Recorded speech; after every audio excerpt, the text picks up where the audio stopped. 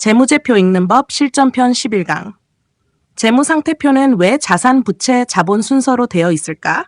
10강까지 우리는 손익계산서를 공부했습니다. 이제 11강부터는 재무상태표로 넘어가겠습니다. 먼저 한 가지 말씀드리겠습니다. 이번 실전편에서 계속 사용하는 유한양행은 종목 추천을 위한 것이 아닙니다. 매수나 매도를 권하기 위한 것도 아닙니다. 실제 기업의 재무제표 숫자를 놓고 재무제표를 읽는 방법을 공부하기 좋은 교육용 실전 샘플로 사용하는 것입니다. 앞으로도 유한양행의 실제 숫자를 보면서 재무제표가 왜 이런 순서로 되어 있는지 하나씩 쉽게 배워보겠습니다. 10강까지 우리는 손익계산서를 위에서 아래로 읽었습니다. 매출액, 매출원가, 매출총이익, 판매비와 관리비, 영업이익, 그리고 마지막 당기순이익까지. 손익계산서는 쉽게 말하면 회사가 일정 기간 동안 얼마를 벌고 얼마를 쓰고 결국 얼마를 남겼는가를 보여주는 표였습니다. 그런데 기업을 제대로 알려면 한 가지를 더 알아야 합니다. 이 회사는 지금 재산을 얼마나 가지고 있을까? 빚은 얼마나 있을까? 그리고 진짜 자기 돈은 얼마나 될까? 이것을 보여주는 것이 바로 재무상태표입니다. 처음 재무상태표를 보면 또 어려워 보입니다. 자산, 유동자산, 비유동자산, 부채, 유동부채, 비유동부채, 자본. 그런데 오늘 원리 하나만 이해하면 갑자기 쉬워집니다. 재무상태표의 가장 중요한 공식입니다. 자산은 부채 더하기 자본. 이거부터 머릿속에 넣겠습니다. 식당으로 생각해 보겠습니다. 내가 작은 식당을 운영합니다. 식당에는 현금이 있습니다. 냉장고가 있습니다. 식탁과 의자가 있습니다. 건물이 있을 수도 있습니다. 받아야 할 외상값도 있습니다. 이렇게 회사가 가지고 있는 것을 모두 합친 것이 자산입니다. 그런데 이것을 전부 내 돈으로 마련했을까요? 은행에서 돈을 빌렸을 수도 있습니다. 물건을 먼저 받고 아직 대금을 주지 않았을 수도 있습니다. 앞으로 남에게 갚아야 하는 돈, 이것이 부채입니다. 그러면 회사가 가진 전체 자산에서 남에게 갚아야 할 부채를 빼면 무엇이 남을까요? 진짜 회사의 몫이 남습니다. 이것이 자본입니다. 예를 들어 보겠습니다. 10억 원짜리 건물을 샀습니다. 내 돈 6억 원, 은행에서 빌린 돈 4억 원. 그러면 자산은 10억 원, 부채는 4억 원, 자본은 6억 원입니다. 그래서 자산 10억 원은 부채 4억 원 더하기 자본 6억 원. 정확하게 맞습니다. 이제 유양의 2025년 연결 재무상태표를 보겠습니다. 자산은 3조 2209억 원, 부채는 8,586억 원, 자본은 2조 3,623억 원입니다. 부채 8,586억 원과 자본 2조 3,623억 원을 더하면 자산 3조 2,209억 원이 됩니다. 바로 우리가 배운 공식입니다. 자산은 부채 더하기 자본. 그렇다면 왜 재무상태표는 자산부터 보여줄까요? 투자자가 가장 먼저 알고 싶은 것은 회사가 무엇을 가지고 있는가, 이기 때문입니다. 현금은 얼마나 있는가, 받을 돈은 얼마나 있는가, 재고는 얼마나 있는가, 토지와 건물은 얼마나 있는가, 설비는 얼마나 있는가. 이것을 먼저 보여주는 것이 자산입니다. 그 다음에는 질문합니다. 그 자산을 누구의 돈으로 마련했을까? 남에게 빌린 몫이 부채, 진짜 자기 몫이 자본입니다. 그래서 재무상태표의 순서는 그냥 만들어진 것이 아닙니다. 첫 번째, 무엇을 가지고 있는가? 자산. 두 번째, 남에게 얼마를 갚아야 하는가? 부채. 세 번째, 그래서 진짜 자기 몫은 얼마인가? 자본. 이 세 가지 질문을 순서대로 보여주는 것입니다. 여기서 손익계산서와 비교하면 더 쉽게 이해할 수 있습니다. 손익계산서는 영화와 비슷합니다. 1년 동안 얼마를 팔았고 얼마를 썼고 얼마를 벌었는지, 시간이 지나면서 벌어진 일을 보여줍니다. 반면 재무상태표는 사진과 비슷합니다. 특정 날짜에 자산이 얼마인지, 부채가 얼마인지, 자본이 얼마인지 그 순간 회사의 모습을 사진처럼 찍어서 보여줍니다. 그래서 이렇게 기억하면 쉽습니다. 손익계산서는 일정 기간의 성적표, 재무상태표는 특정 시점의 재산 사진, 그리고 아주 중요한 것이 있습니다. 자산이 많다고 무조건 좋은 회사는 아닙니다. 자산이 100억 원인데 부채가 90억 원이라면 자본은 10억 원입니다. 반대로 자산이 똑같이 100억 원인데 부채가 20억 원이라면 자본은 80억 원입니다. 자산은 똑같은 100억 원입니다. 하지만 두 회사의 재무 체력은 완전히 다릅니다. 그래서 투자자는 자산만 보면 안 됩니다. 자산을 보고 부채를 보고 마지막으로 자본을 봐야 합니다. 오늘은 복잡하게 외울 필요가 없습니다. 딱 세 문장만 기억하겠습니다. 회사가 무엇을 가지고 있는 가산, 남에게 무엇을 갚아야 하는가? 부채. 그래서 진짜 회사의 몫은 얼마인가? 자본. 그리고 이 세 가지를 연결하는 공식. 자산은 부채 더하기 자본. 12강부터는 자산 안으로 한 단계 더 들어가 보겠습니다. 재무상태표에는 유동자산과 비유동자산이 있습니다. 똑같은 자산인데 왜 굳이 둘로 나누었을까요? 그 기준은 바로 시간입니다. 이 원리를 알게 되면 기업의 재무상태표가 훨씬 쉽게 보이기 시작합니다. 재무제표 읽는 법, 실전편 12강. 유동자산과 비유동자산은 왜 나누어 놓았을까? 11강에서 우리는 재무상태표의 가장 큰 뼈대를 배웠습니다. 자산, 부채, 자본, 그리고 가장 중요한 공식도 배웠습니다. 자산은 부채 더하기 자본. 오늘부터는 그 중에서 자산 안으로 들어가 보겠습니다. 재무상태표를 보면 자산이 그냥 하나의 숫자로 끝나지 않습니다. 자산 안에 유동자산, 그리고 비유동자산, 이렇게 두 종류가 나옵니다. 처음 보면 이런 생각이 들 수 있습니다. 둘 다 회사 재산인데 왜 굳이 나누어 놓았을까? 답은 아주 간단합니다. 시간 때문입니다. 쉽게 말하면 빨리 돈으로 바뀔 수 있느냐, 오랫동안 회사가 가지고 있느냐, 이 차이입니다. 먼저 유동자산부터 보겠습니다. 유동자산은 아주 쉽게 생각하면 가까운 시일 안에 현금으로 바뀌거나 사용될 가능성이 높은 자산입니다. 회계에서는 보통 1년을 중요한 기준으로 사용합니다. 대표적인 것이 무엇일까요? 현금, 예금, 매출채권, 재고자산, 이런 것들입니다.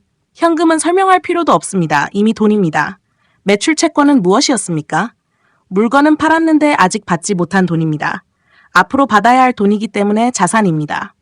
재고자산은 창고에 있는 제품이나 상품입니다. 아직 현금은 아니지만 판매하면 매출이 되고 결국 현금으로 들어올 수 있습니다. 그래서 이런 자산들을 유동자산으로 분류합니다. 식당으로 생각해 보겠습니다. 식당 주인에게 통장에 1,000만 원이 있습니다. 손님에게 받아야 할 외상값이 100만 원이 있습니다. 냉장고에는 판매할 식재료가 300만 원어치 있습니다. 이런 것들은 장사를 하면서 비교적 빠르게 움직입니다. 현금으로 쓰기도 하고 외상값을 받기도 하고 재료를 음식으로 만들어 팔기도 합니다. 그래서 유동자산은 움직임이 빠른 자산, 이렇게 기억하면 쉽습니다. 그렇다면 비유동자산은 무엇일까요? 반대입니다. 회사가 장기간 가지고 있으면서 사업에 사용하는 자산입니다. 예를 들어 토지, 건물, 공장, 기계, 설비, 이런 것들입니다. 회사가 공장을 샀다고 다음 달에 바로 팔려고 산 것은 아닙니다. 제품을 만들기 위해 오랫동안 사용하려고 산 것입니다. 기계도 마찬가지입니다.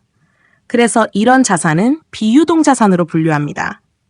여기서 중요한 것은 유동자산은 좋은 자산이고 비유동자산은 나쁜 자산이다. 이런 뜻이 절대 아닙니다. 둘 다 회사에 필요합니다. 제약회사라면 연구시설도 필요하고 공장도 필요하고 각종 설비도 필요합니다. 제조업이라면 생산시설이 없으면 제품을 만들 수 없습니다. 따라서 비유동자산이 많다는 이유만으로 나쁘다고 판단하면 안 됩니다. 왜 투자자가 굳이 유동자산과 비유동자산을 구분해서 볼까요? 여기서부터 재무제표가 투자자의 눈으로 바뀝니다. 투자자는 이런 질문을 합니다. 이 회사가 당장 사용할 수 있는 돈이 충분한가? 회사가 자산을 많이 가지고 있어도 전부 공장과 건물이라면 당장 직원 월급을 줄 수는 없습니다. 은행에 갚아야 할 돈이 내일 돌아오는데 공장만 100억 원 가지고 있다고 생각해 보십시오. 공장 일부를 잘라서 은행에 줄 수는 없습니다. 결국 당장 필요한 것은 현금화하기 쉬운 자산입니다. 아파트를 가진 개인도 마찬가지입니다. 재산이 5억 원짜리 아파트 하나뿐인데 통장에는 100만 원밖에 없다고 생각해 보겠습니다. 재산은 5억 원입니다. 하지만 갑자기 1,000만 원이 필요해졌습니다. 아파트가 있다고 해서 즉시 1,000만 원을 사용할 수 있는 것은 아닙니다. 반면 통장에 현금이 5천만 원 있다면 상황이 다릅니다. 바로 사용할 수 있습니다. 이것이 바로 자산의 크기와 유동성은 다르다는 뜻입니다. 그래서 주식 초보자가 재무상태표의 자산을 볼 때 단순히 자산이 얼마네, 많네, 적네. 여기서 끝내면 안 됩니다. 한 단계 더 들어가야 합니다. 그 자산 가운데 빨리 움직일 수 있는 자산은 얼마나 될까? 이 질문이 중요합니다. 그리고 유동자산 안에서도 조금 더 자세히 볼 필요가 있습니다. 현금이 많은 것과 매출채권이 많은 것, 재고 자산이 많은 것은 같은 유동 자산이라도 의미가 다릅니다. 현금은 이미 현금입니다. 하지만 매출 채권은 아직 받아야 할 돈입니다. 제대로 회수해야 진짜 현금이 됩니다. 재고 자산도 마찬가지입니다. 창고에 제품이 있다고 해서 무조건 돈이 되는 것은 아닙니다. 잘 팔려야 합니다. 안 팔리면 재고가 쌓입니다. 그래서 앞으로 우리가 재무상태표를 더 깊게 공부할 때 현금, 매출 채권, 재고 자산 이 세 가지를 매우 중요하게 살펴보게 됩니다. 비유동 자산도 마찬가지입니다. 공장이 늘었습니다. 무조건 좋은 것일까요? 아닙니다. 회사가 성장하기 위해 생산 설비를 늘린 것이라면 미래 성장을 위한 투자일 수 있습니다. 하지만 제품이 잘 팔리지 않는데 공장과 설비만 계속 늘어난다면 오히려 부담이 될 수도 있습니다. 그래서 재무제표에서는 숫자의 크기만 보는 것이 아니라 왜 늘었는지를 보는 습관이 중요합니다. 이제 오늘 내용을 아주 쉽게 정리해 보겠습니다. 회사의 자산을 커다란 냉장고라고 생각해 보십시오. 냉장고 안에는 금방 꺼내 사용할 수 있는 것도 있고 오랫동안 보관하고 사용하는 것도 있습니다. 재무상태표도 비슷합니다. 비교적 빨리 현금으로 바뀌거나 사용되는 자산, 유동자산, 오랫동안 회사가 보유하고 사용하는 자산, 비유동자산, 그리고 투자자는 여기서 한 가지 질문을 더합니다. 이 회사는 당장 쓸 수 있는 자산이 충분한가? 이 질문이 중요한 이유가 있습니다. 자산만 가지고는 회사의 단기 재무 체력을 알 수 없기 때문입니다. 자산과 함께 곧 갚아야 할 빚도 비교해야 합니다. 그래서 조금 뒤에는 유동자산과 유동부채를 비교하는 유동비율이라는 지표까지 자연스럽게 연결됩니다. 오늘은 복잡한 비율까지 외울 필요가 없습니다. 딱 이것만 기억하면 됩니다. 자산을 나누는 중요한 기준은 시간이다. 빨리 움직이는 자산은 유동자산, 오랫동안 사용하는 자산은 비유동자산. 그리고 마지막으로 하나 더. 자산이 많다고 끝이 아니다. 그 자산이 무엇으로 구성되어 있는지를 봐야 한다. 이 원리를 이해하면 재무상태표에서 자산이라는 커다란 숫자 하나가 현금, 받을 돈, 재고, 토지, 건물, 설비 이렇게 하나씩 의미 있는 숫자로 보이기 시작합니다. 다음 13강에선 유동자산 가운데 가장 먼저 확인해야 할 현금과 현금성 자산은 왜 가장 위에 있을까? 이 원리를 실제 재무제표를 보면서 쉽게 알아보겠습니다. 재무제표 읽는 법 실전편 13강 현금과 현금성 자산은 왜 가장 먼저 봐야 할까? 12강에서 우리는 자산을 크게 두 가지로 나누었습니다. 유동자산, 그리고 비유동자산. 오늘부터는 단순히 용어만 배우지 않겠습니다. 실제 기업의 숫자를 직접 보면서 그 숫자가 무엇을 의미하는지까지 공부하겠습니다. 이번 실전편에서 사용하는 유한양행은 종목 추천을 위한 것이 아닙니다. 매수나 매도를 권하는 것도 아닙니다. 재무제표를 실제로 읽는 방법을 배우기 위한 교육용 샘플 기업입니다. 먼저 유한양행의 2025년 연결 재무상태표를 보겠습니다. 전체 자산은 약 3조 2209억 원입니다. 그런데 이 숫자만 봐서는 별로 아는 것이 없습니다. 중요한 것은 그 3조 2천억 원이 무엇으로 구성되어 있느냐입니다.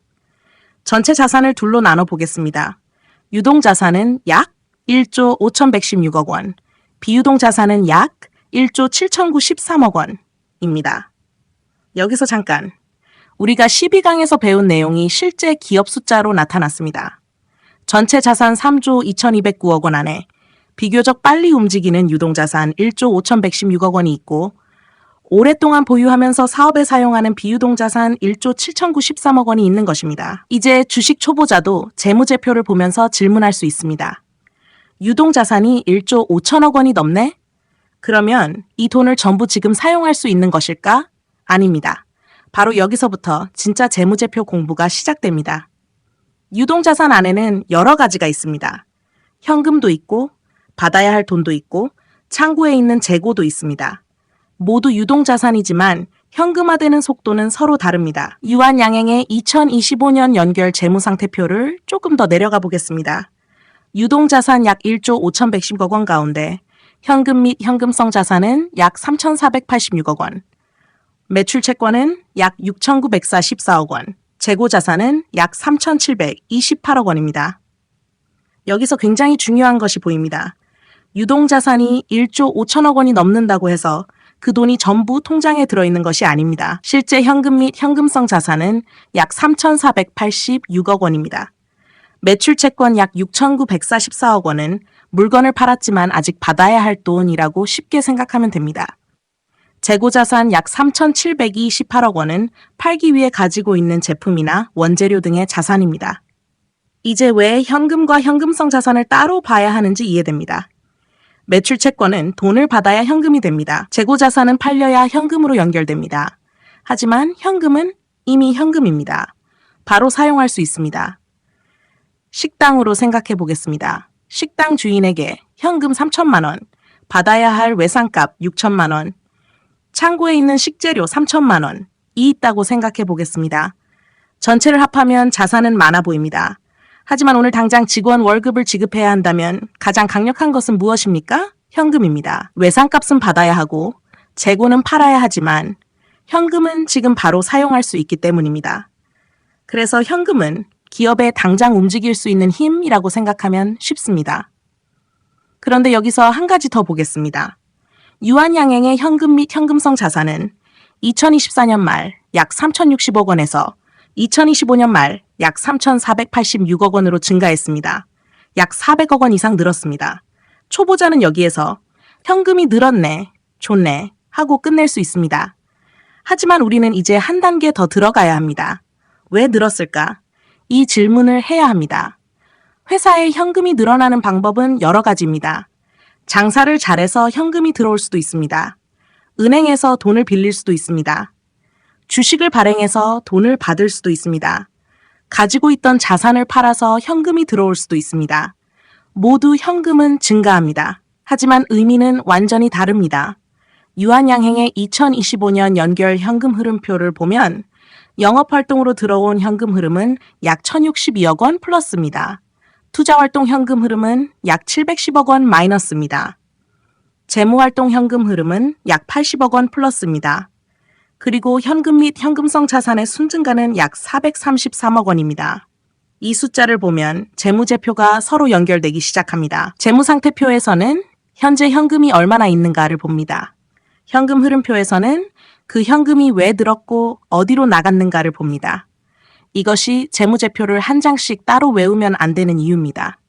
손익계산서는 얼마를 벌었는가, 재무상태표는 현재 무엇을 가지고 있는가, 현금 흐름표는 현금이 어디에서 들어오고 어디로 나갔는가를 보여줍니다. 그런데 현금이 많다고 무조건 좋은 회사일까요? 그것도 아닙니다.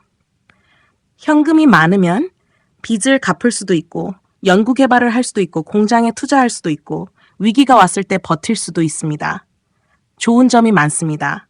하지만 현금을 계속 쌓아놓기만 하고 성장을 위한 투자도 하지 않고 연구개발도 하지 않고 주주를 위해서도 사용하지 않는다면 투자자는 다시 질문해야 합니다.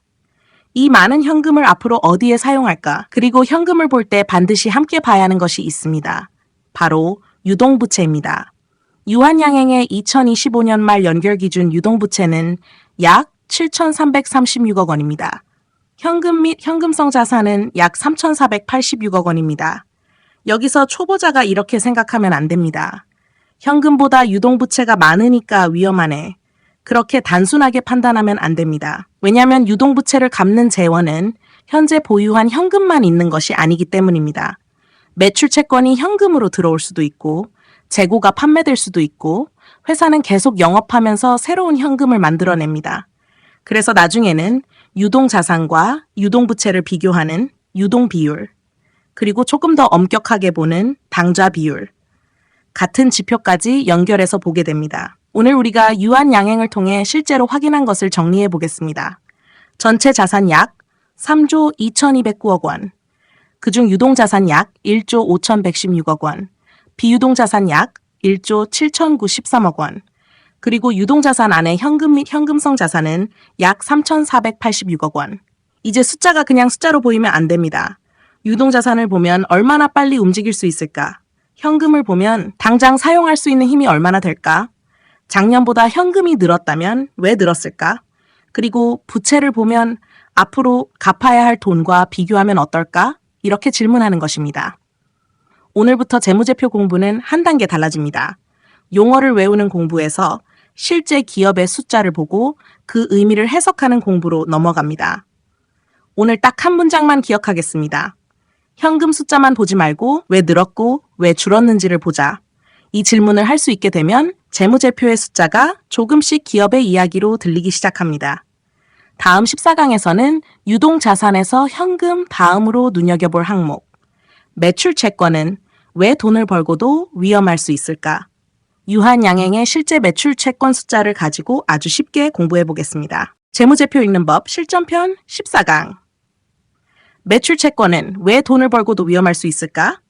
13강에서 우리는 현금과 현금성 자산을 공부했습니다. 그리고 중요한 원칙 하나를 배웠습니다. 유동자산이 많다고 해서 그 돈이 전부 현금은 아니다. 유한양행의 2025년 연결 재무제표를 보면 유동자산 안에는 현금 및 현금자산도 있고 매출채권도 있고 재고자산도 있습니다. 오늘은 그 중에서 주식 투자자가 반드시 이해해야 하는 항목, 바로 매출채권을 공부하겠습니다. 매출채권, 이름부터 어렵습니다. 하지만 뜻은 아주 간단합니다. 물건은 팔았는데 아직 받지 못한 돈, 이렇게 생각하면 됩니다. 동네 식당으로 생각해 보겠습니다. 손님이 와서 10만 원어치 음식을 먹었습니다. 그런데 손님이 말합니다. 사장님, 오늘은 외상으로 하고 다음 달에 드릴게요. 식당 입장에서는 매출이 발생했습니다. 10만 원을 판 것은 맞습니다. 하지만 통장에는 아직 10만 원이 들어오지 않았습니다. 받아야 할 돈이 생긴 것입니다. 이것이 바로 매출 채권입니다. 기업도 똑같습니다. 제품을 거래처에 판매했습니다. 매출은 발생합니다. 하지만 거래처가 그 자리에서 바로 현금을 주는 것은 아닙니다. 한 달 뒤에 줄 수도 있고 2달 뒤에 줄 수도 있습니다. 그동안 회사 입장에서는 받을 돈으로 남아 있습니다. 그래서 매출 채권은 회사의 자산입니다. 이제 유한양행의 실제 숫자로 들어가 보겠습니다. 2025년 연결 재무제표에서 유동자산은 약 1조 5,116억 원, 이 가운데 매출채권은 약 6,944억 원입니다. 현금 및 현금성 자산 약 3,486억 원보다 매출채권의 숫자가 훨씬 큽니다. 여기서 숫자를 그냥 읽고 넘어가면 안 됩니다. 우리가 해야 할 질문은 이것입니다. 매출채권 6,900억 원은 무엇을 의미할까? 아주 쉽게 생각하면 유한양행이 영업활동을 하면서 거래처 등으로부터 앞으로 받아야 할 돈이 상당히 있다는 뜻입니다. 매출채권 자체가 나쁜 것은 아닙니다. 기업끼리 거래할 때는 외상거래가 매우 흔하기 때문입니다. 제품을 먼저 공급하고 정해진 날짜에 대금을 받는 것은 정상적인 기업 활동입니다. 그렇다면 왜 투자자가 매출채권을 주의해서 봐야 할까요? 여기서부터가 중요합니다. 매출채권은 돈처럼 보이지만 아직 현금은 아니기 때문입니다. 예를 들어 보겠습니다. A 회사가 올해 1,000억 원의 매출을 올렸습니다. 작년보다 매출이 크게 늘었습니다. 주식 초보자가 보면 매출 성장 좋네, 회사가 잘 되는구나 라고 생각할 수 있습니다. 그런데 자세히 보니 매출 1,000억 원 가운데 상당 부분을 아직 받지 못했습니다. 매출 채권이 갑자기 크게 늘었습니다. 그러면 투자자는 질문해야 합니다. 왜 돈을 아직 못 받았을까? 정상적인 이유일 수도 있습니다. 매출이 빠르게 성장하면서 거래처에 판매한 금액 자체가 늘었기 때문에 매출 채권도 함께 증가할 수 있습니다. 이것은 자연스러운 현상일 수 있습니다. 문제는 매출보다 매출 채권이 훨씬 빠르게 증가하는 경우입니다. 예를 들어 매출은 10% 증가했습니다. 그런데 매출 채권은 50% 증가했습니다. 이상합니다. 회사가 제품은 팔았는데 돈을 받는 속도가 느려지고 있을 가능성이 있습니다. 이때부터 투자자는 한 단계 더 확인해야 합니다. 왜 매출 채권이 늘었을까? 거래처의 결제가 늦어지고 있는가? 매출을 늘리기 위해 외상 판매를 과도하게 하고 있는가? 회수하기 어려운 돈이 포함되어 있지는 않은가? 이런 질문을 해야 합니다. 그래서 투자자는 매출 채권의 절대 금액 하나만 보지 않습니다. 매출액과 함께 봅니다. 이것이 핵심입니다. 유한양행의 2025년 매출액은 2조 1,866억 원입니다. 그리고 앞에서 본 매출채권은 약 6,944억 원입니다. 이 두 숫자를 보면서 매출채권이 이 정도구나 라고 끝내는 것이 아니라 앞으로 전년도와 비교해 매출은 얼마나 늘었는지, 매출채권은 얼마나 늘었는지 두 숫자의 움직임을 같이 보는 것입니다. 여기서 아주 중요한 원리를 하나 배우겠습니다. 매출은 손익계산서에 있습니다. 매출 채권은 재무상태표에 있습니다. 서로 다른 재무제표에 있는 숫자입니다. 그런데 두 숫자를 연결하면 기업의 모습이 훨씬 잘 보입니다. 이것이 바로 재무제표 실전 공부입니다. 손익계산서 따로, 재무상태표 따로, 이렇게 외우는 것이 아닙니다. 손익계산서의 매출액과 재무상태표의 매출채권을 연결해서 보는 것. 이렇게 해야 기업의 실제 돈 흐름을 조금 더 정확하게 이해할 수 있습니다. 그런데 매출채권에는 또 하나의 위험이 있습니다. 받아야 할 돈이라고 해서 100% 모두 받을 수 있다는 보장은 없습니다. 거래처가 어려워질 수도 있습니다. 거래처가 부도가 날 수도 있습니다. 결국 일부 돈을 받지 못할 수도 있습니다. 예를 들어 받을 돈이 100억 원 있습니다. 그런데 회사가 판단해보니 그중 5억 원 정도는 받기 어려울 것 같습니다. 그렇다면 재무제표에서는 이런 회수 가능성까지 고려해야 합니다. 여기에서 나중에 만나게 되는 개념이 대손충당금입니다. 이름은 어렵지만 지금은 아주 쉽게 못 받을 가능성이 있는 돈을 미리 생각해 놓는 것 정도로 이해하면 됩니다. 그래서 매출 채권을 볼 때는 두 가지 위험을 생각해야 합니다. 첫 번째, 돈을 늦게 받는 위험. 두 번째, 돈을 아예 못 받을 위험. 이제 왜 매출 채권이 현금과 다른지 확실히 보입니다. 현금 1,000억 원은 이미 가지고 있는 돈입니다. 매출 채권 1,000억 원은 앞으로 받아야 할 돈입니다. 같은 1,000억 원이라도 의미가 완전히 다릅니다. 여기서 13강에서 배운 현금과 연결해 보겠습니다.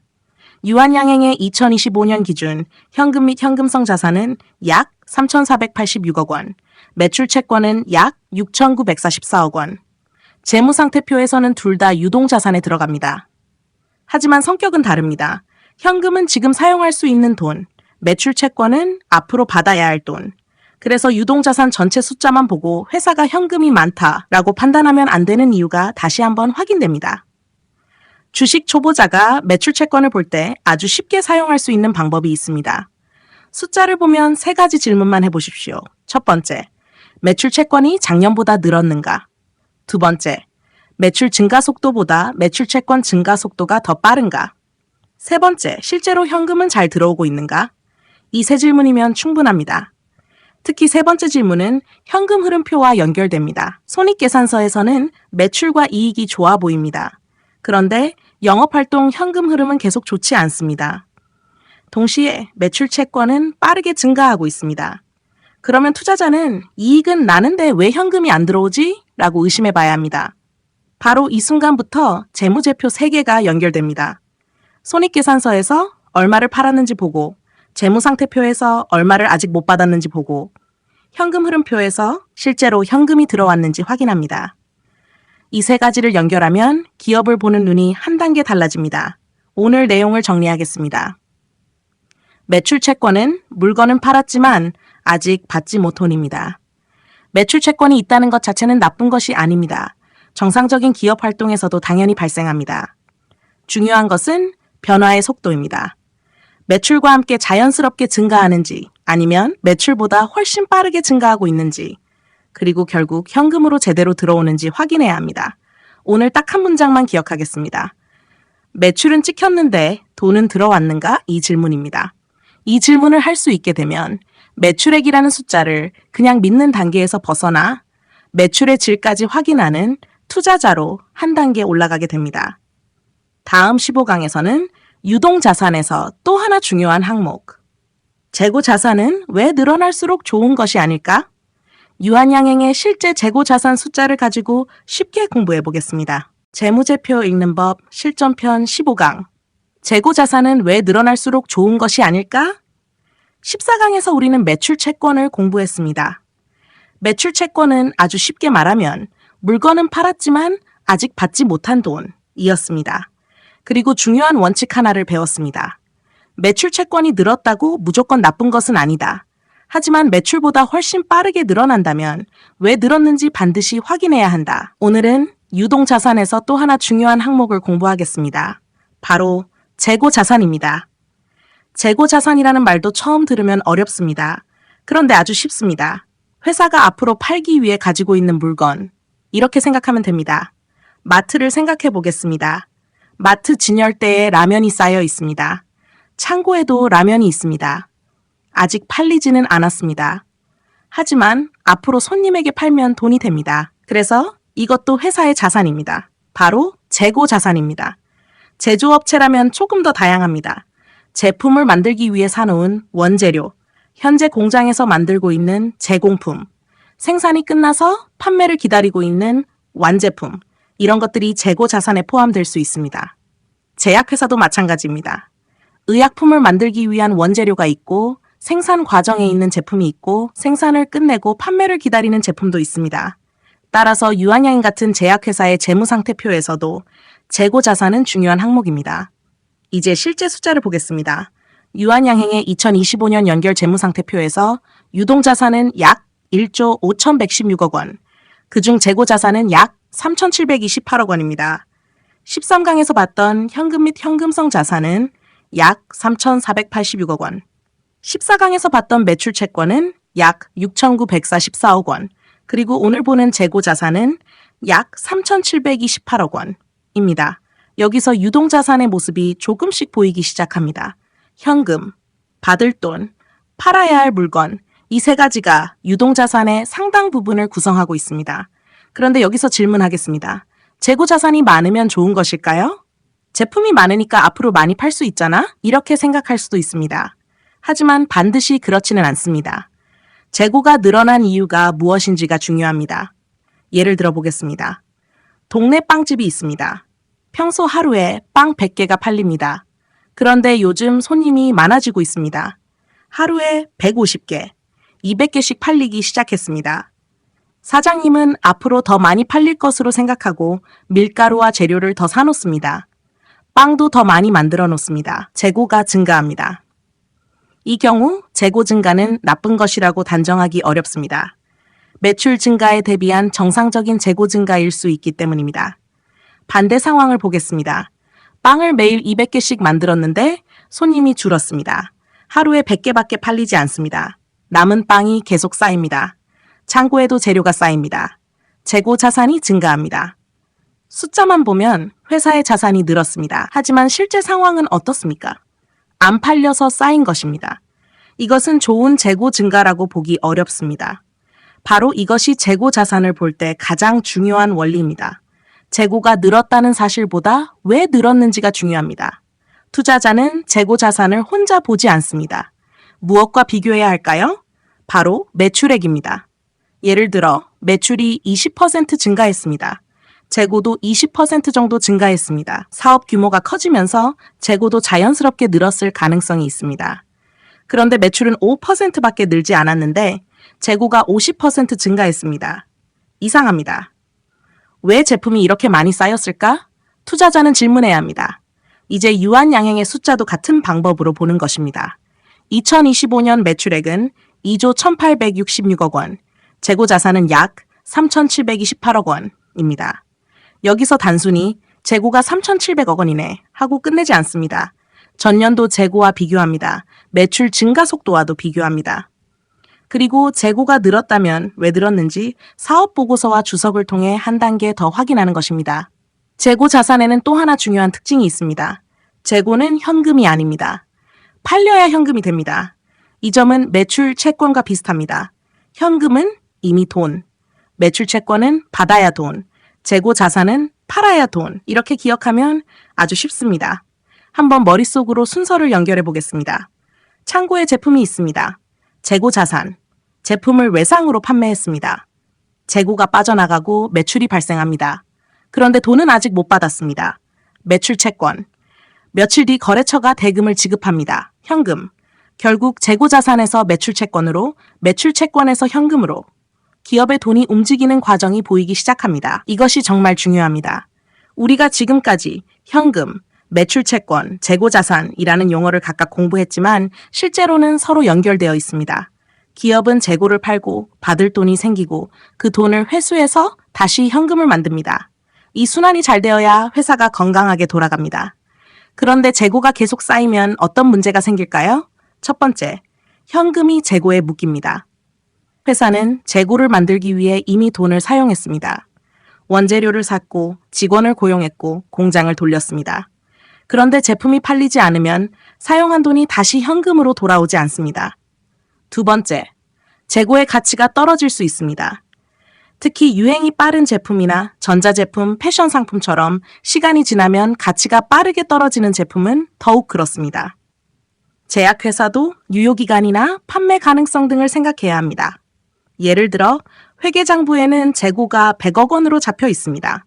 그런데 제품이 오래되어 실제로는 70억 원 정도밖에 가치가 없다고 판단했습니다. 그러면 회사는 재고의 가치를 낮춰야 할 수 있습니다. 이 과정에서 비용이 발생하고 결국 이익에도 영향을 줄 수 있습니다.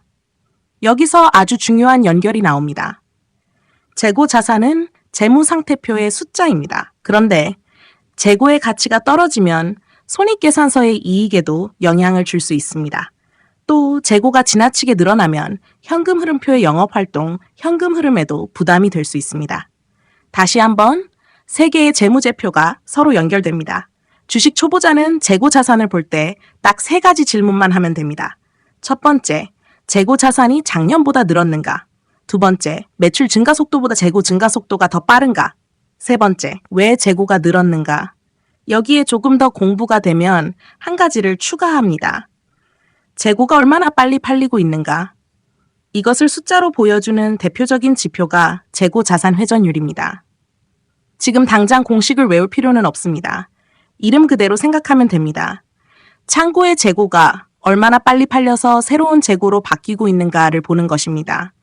재고가 잘 팔리고 다시 채워지고 또 팔리고 다시 채워진다면 회전이 빠릅니다. 반대로 창고에 계속 쌓여 있다면 회전이 느립니다. 앞으로 활동성 비율을 공부할 때 이 부분을 다시 자세히 만나게 됩니다. 이제 13강부터 배운 내용을 한 번에 연결해 보겠습니다.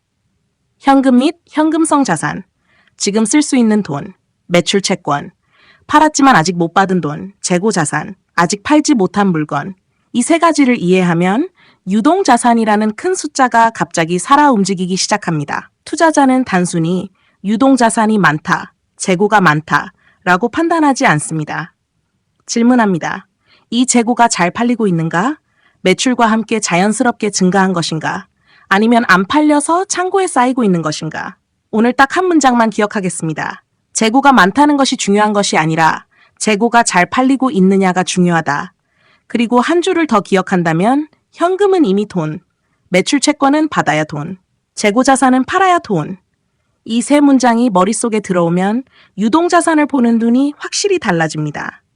다음 16강에선 실전 샘플 기업을 사용하는 이유를 다시 한번 짚고 유동자산에서 벗어나 회사가 오랫동안 사업에 사용하는 자산으로 넘어가겠습니다. 유형자산은 왜 기업의 성장과 부담을 동시에 보여줄까? 유한양행의 실제 재무제표 숫자를 보면서 공장과 토지, 건물, 기계 설비가 투자자에게 무엇을 말해주는지 공부하겠습니다.